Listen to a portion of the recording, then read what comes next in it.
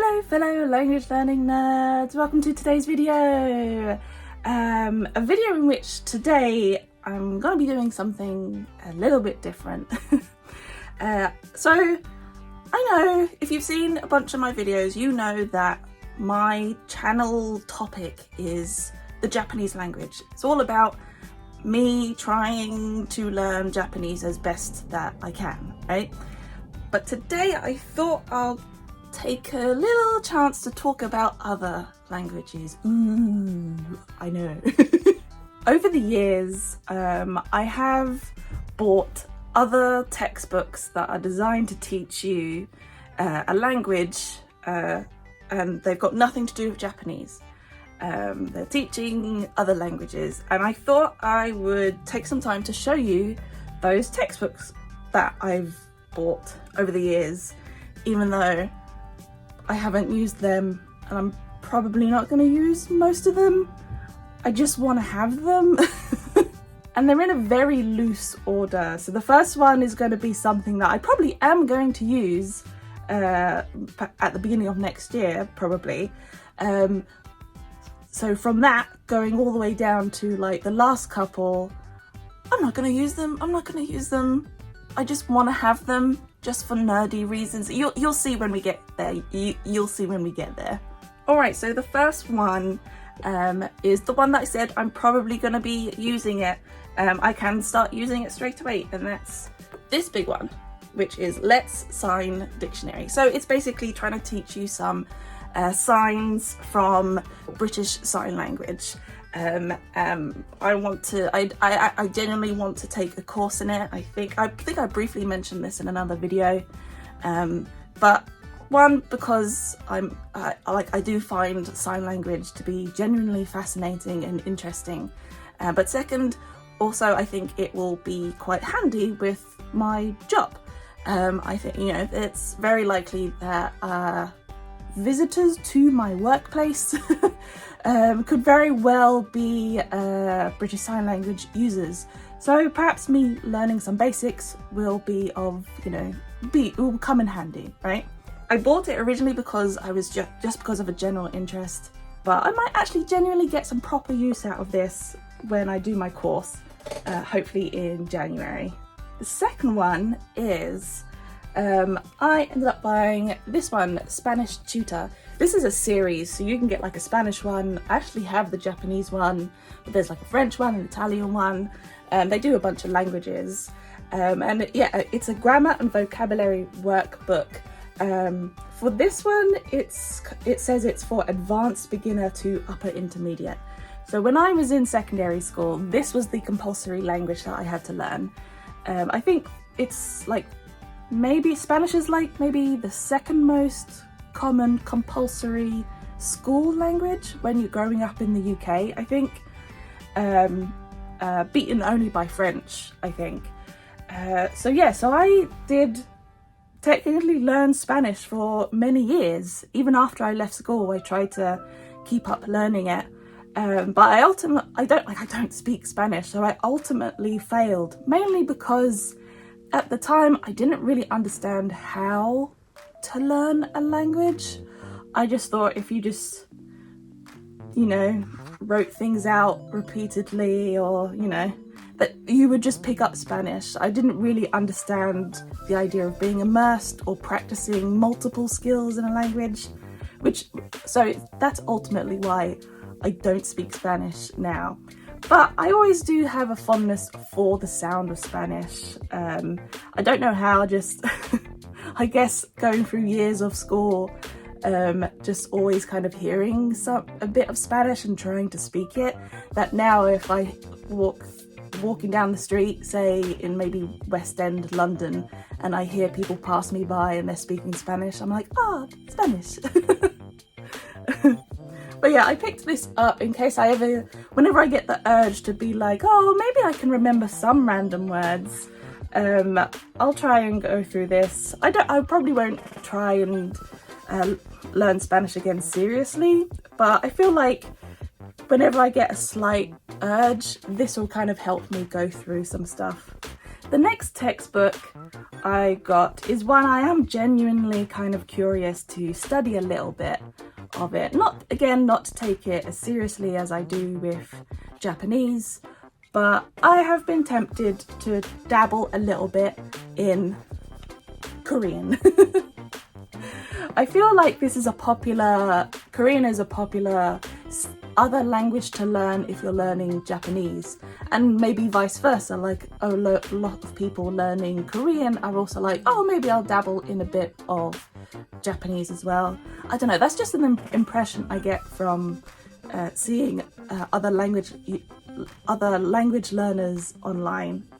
But yeah, and it seems, again, because I'm a big YouTube user, Talk to Me in Korean is a YouTube channel that's dedicated to helping people learn Korean, and they created these series of books for learning, and they've got several levels.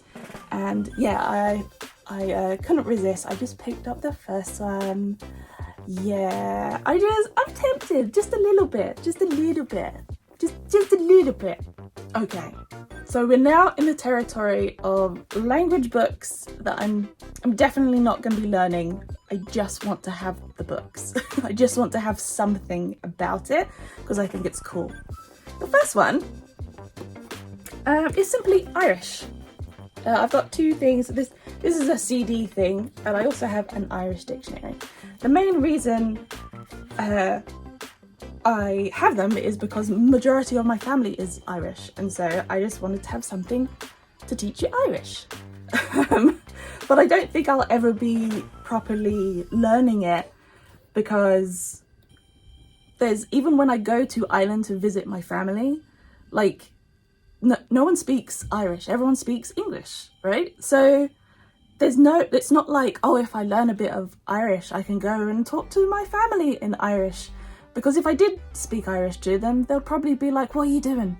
What are you doing? Why are you trying to do that? Stop it. I just wanted to have something, so I picked up a dictionary years and years ago, and I picked up the dictionary first, but like I don't really know the sounds of Irish, which is why I ended up picking up the CD for it. Because I thought if I was going to try and learn some words, I'm going to need to hear them properly first to get used to the sounds. But yeah, so that's why I picked up that one. So again, going more deeper into, I'm not actually going to be learning this territory, and that is the next one, which so I used to work in a bookshop, and this turned up one day, and I said, oh my god, I'll never learn this, but I need it, and that's Egyptian hieroglyphs. Because that's just cool. But yeah, it's even for complete beginners, and apparently is a brand new method. Again, I'm probably never gonna actually learn hieroglyphs, but it just seems really cool, mainly because of, you know, movies or adventures that you'd get as a kid, like The Mummy. You must not read from the book! The idea of reading, you know, hieroglyphs is just cool, and that's ultimately why I bought it. Okay. So, the last two.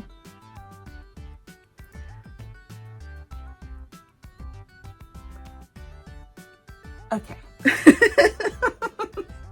It's not exactly a secret that I'm a bit of a nerd. There's a whole bunch of nerdy stuff behind me. I'm wearing a bit of nerdy stuff. So it might not completely surprise you to know that the last two languages are nerdy. They are not real languages. They are languages that were made up for TV and books. So you probably have an idea of what they might be.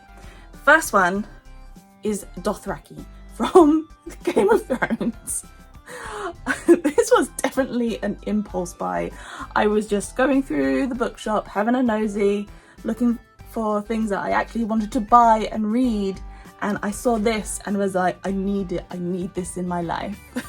I am a big Game of Thrones fan. which you probably figured from the dragons and the thingy here, and even an older video where I just did a video on my Game of Thrones, the Game of Thrones book that I have in Japanese.